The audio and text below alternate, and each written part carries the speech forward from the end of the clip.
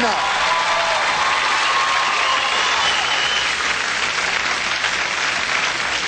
Nothing worse than when your big brother leaves you behind. Our first guest stars in the new ABC sitcom Over the Top. Very funny show. But who can forget him as Dr. Frankenfurter in the Rocky Horror Picture Show? Remember this? Don't get strung out by the way I look. Don't judge a book by its cover. I'm not much of a man by the light of day, but by night I'm one hell of a lover. I'm just a sweet transvestite from transsexual Transylvania. Please welcome Mr. Tim Curry.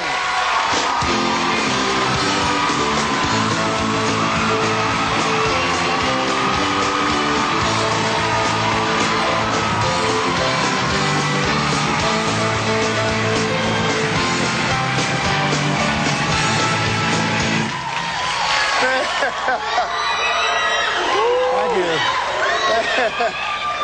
Oh. See the effect you have on people, man? Hey, that's my job. You know now, this got to be wild. All your body work, all the stuff you've done, still 20 years later, that Rocky Horror Picture Show keeps showing up, and people still see, like, man, that's the man. It's like Frankenfurter, man. Well, it's sort of peculiar, you know, because it's 22 years now it's been running. And, you know, we made this movie for £1 million in 1974. Into American well, money? maybe about $1.5 million. Okay. And, you know, it's been running for 22 years, and it's the movie that wouldn't go away. You know? Now, how long did it stay in the theater before they actually pulled it and then it became this cult film? Oh, it was a total disaster when they when we put it out. I think it ran for about 2.5 weeks or 3 weeks, and they yanked it. And then a really smart guy at 20th Century Fox kind of invented the midnight movie circuit, and he put it in a cinema called the Waverly in New York on 6th Avenue, and it just sort of took off. And people started talking back to the screen. I'm told that the first person to talk back to the screen was Mark Shaman, who's a very famous film composer now, and it just sort of started to happen, and then, you know, there was a whole kind of script. Well, black people are known for talking back to movie screens, so we invented that, not Mark. We'll talk back to the screen when ain't nothing happening. We just like talking to the screen, man. Now, what I've always dug about you, I always wanted to have a cool voice. See, for a man to have a cool voice is everything. You know, Barry White got that voice. And you've got such a distinguished voice, and I also know you do all these voices. A lot of people don't know, you would probably have more voiceovers on your credit than the movies, right? I probably do. I just sort of started doing it when I moved here. I moved here about 9 years ago, and I was doing a musical on the road. I was doing Me and My Girl, which was playing at the Pantages, and Gordon Hunt, who's Helen Hunt's father, was the sort of... That's how she got into Hollywood.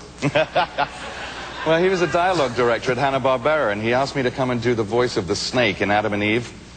And I had such a good time. I said, you know, I'm moving here at the end of this tour, and if I can do some more of this, that would be very cool. And so he just kind of called me up every time they were auditioning stuff, and I would just audition with everybody else and just, you know, see whether I could cut it. But it's people don't understand voice is a very closed market. I mean, there's only a few people in it, and once they get a voice they like, that voice keeps locking in and locking in. It's true. I mean, one of the things that I like about it is that they let me play Americans, you know.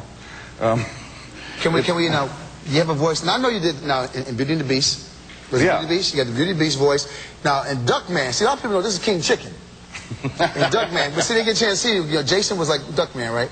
Yeah, Jason Alexander was Duckman, and I was King Chicken, who was his nemesis. And every time King Chicken showed up, he was in disguise, so you didn't know he was King Chicken until like the last reel. So I got to be all kinds of... I think one of the first ones I did was a Borscht Belt comic called Morty Landersman. Can we hear that? Duckman, you gotta laugh, baby. Now, up here in the Catskills, we don't do that kind of a thing. See, that's what I want, man. I want to do some of that stuff, man. It's made by a great company called Klasky Csupo, who originally did The Simpsons, and they also do a show called Our Real Monsters. You do any voices on that one? Yeah, I play a mad sort of wasp called Zimbo. Oh, that's one with all the weird-looking monsters, like the nasty monsters. They're very creepy-looking, and this guy's like a wasp with teeth. And I guess they had some trouble casting it, and I said, Could I play him like a sort of Argentinian gigolo? I talk like it is, very fast. But very, very frightened to be up the wings are going all the time. So you know what? Now that comes in handy. Like say if a guy had a lot of women in the car in the house, you can act like you're not home. Because you keep doing voices. Sorry, Mr. Curry, not at home at the moment. See, I can't do that, man. I cannot do it. But now we all talk about other stuff you're doing. Now you're doing like over the top. Sitcom is happening. You get a chance. Now you talk about Halloween in hell. Thank you. We got that down. Now the way the show is set, isn't that you have to go back and work for your ex-wife? Well, kind of.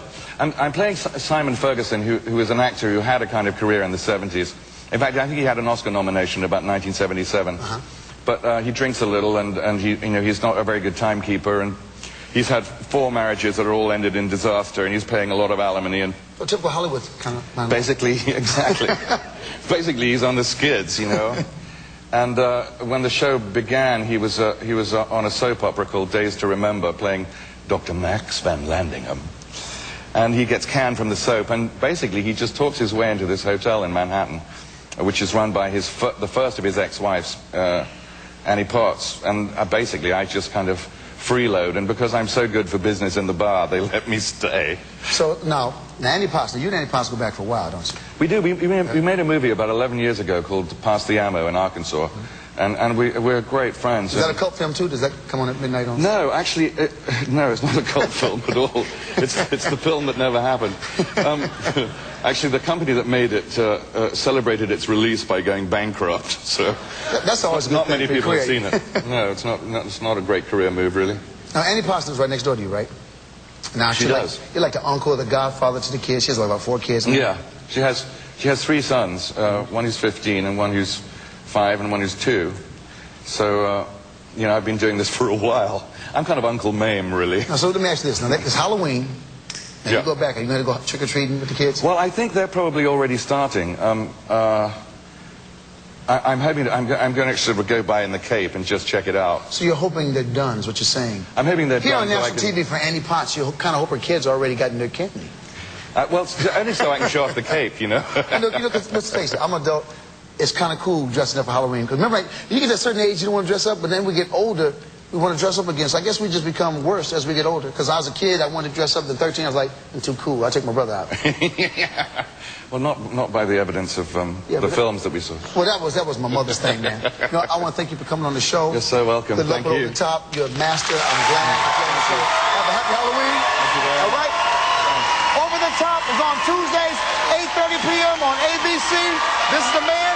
Coming up next, the man who put Tab back on the map, Savion Glover, baby. And next week, Malcolm Jamal Warner, Busta Rhymes, Patti LaBelle, Michael Bolton, Carmen Electra, John Travolta, and we'll be right back with more voices.